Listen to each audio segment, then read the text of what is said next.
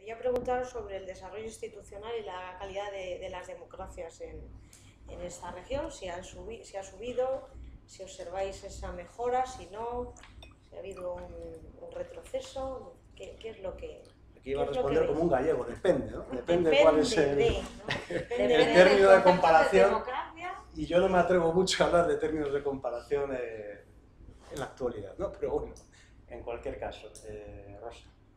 Bueno, yo creo que si nosotros tomamos los índices de calidad de la democracia, que están patrocinados básicamente por los grandes partidos de la socialdemocracia o de la democracia cristiana, de los think tanks más importantes, pues en general varían aquellos países en los que se han consolidado las instituciones democráticas, más o menos, siempre suelen ganar Uruguay, Chile,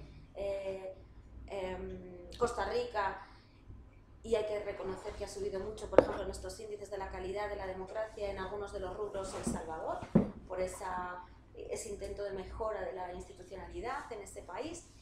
Pero depende si nosotros nos fijamos en la democracia entendida desde el punto de vista más liberal del comportamiento, de las instituciones, de la separación de los poderes, de la accountability, es decir, de la transparencia, o si nos fijamos en otros elementos que también forman parte de la cultura política, de la inclusión de los sectores populares en la toma de decisiones, etc.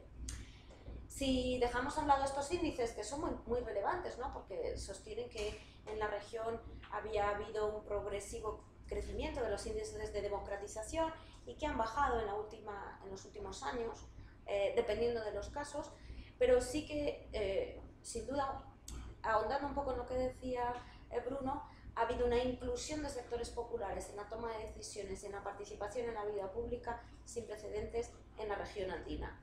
Creo que eso es fundamental subrayarlo. Creo que hay una consolidación de la democracia claramente en algunos de los países del Cono Sur, como es el caso de Uruguay y Chile, y después nos encontramos con procesos muy complejos en los que se mezclan problemas de grave seguridad ciudadana que desde luego limitan las capacidades y la libertad de los individuos para el desarrollo de tu vida cotidiana en Centroamérica, salvo en el caso de Nicaragua, donde los índices de seguridad son mucho más recatados, podríamos decir.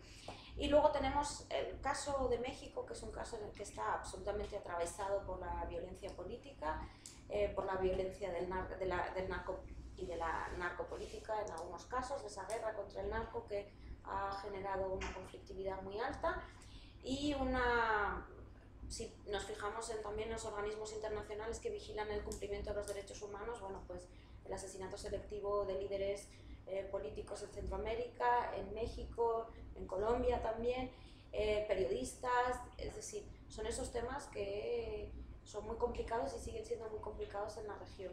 Quizás el tema de México y la impunidad de los asesinatos de los jóvenes maestros en Guerrero y ahora en Oaxaca, pues de nuevo nos pone en escena esa absoluta cierre de las instituciones a la transparencia y esa connivencia de las fuerzas de seguridad con el narcotráfico, ¿no?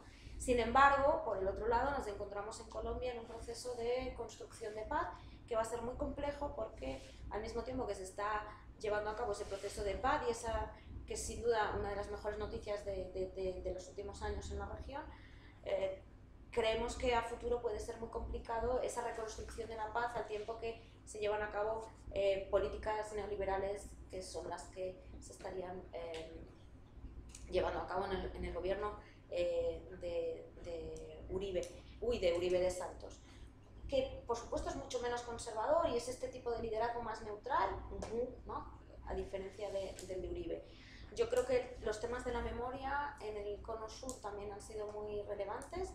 El trabajo que se ha hecho con la memoria histórica, con la reconstrucción de las víctimas, con todo ese tratamiento muy complejo, muy complicado, también a mí me parece que es un indicativo de la mejora de la cultura política del país, de las reconstrucciones de la calidad democrática.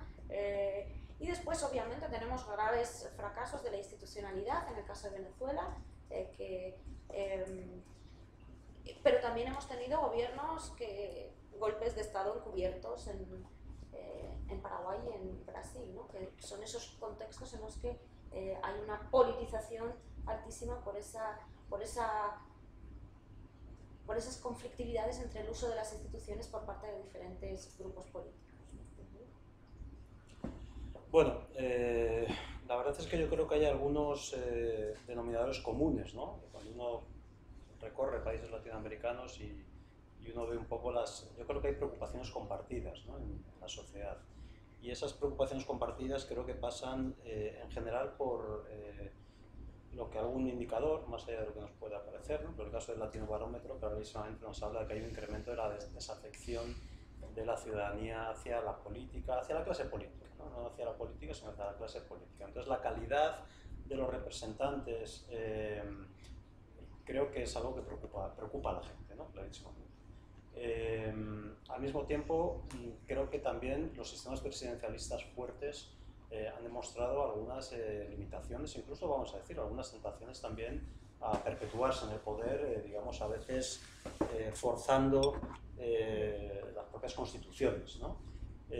Claro, ha habido gobernantes que tuvieron esa tentación y no cayeron en ello, ¿no? Fue el caso de Lula, por ejemplo, que podía haber hecho una reforma constitucional, por cierto, la primera gran reforma constitucional en América Latina, para permitir a un presidente volver a presentarse, la hizo Fernando Henrique Cardoso en Brasil, y eso le dio un segundo mandato, ¿no? Lula podía haber hecho otra reforma de la Constitución y dijo que no, ¿no? Tampoco no le hizo falta porque él mismo eligió a dedo a su sucesora, ¿no? Y eso también creo que esos sistemas presidencialistas fuertes han dado muestras de, digamos, de la poca eficacia o la poca vista que creo yo personalmente que han tenido aquellos presidentes que murieron o que dejaron el poder para elegir a sus sucesores, ¿no? Creo que ahí verdaderamente se optó en algunos casos por la lealtad, en otros por quizás innovar, ¿no?, presentando a una mujer como primera presidenta en América Latina, ¿no? Pero creo que ahí nuevamente esos liderazgos fuertes nos están hablando que hay también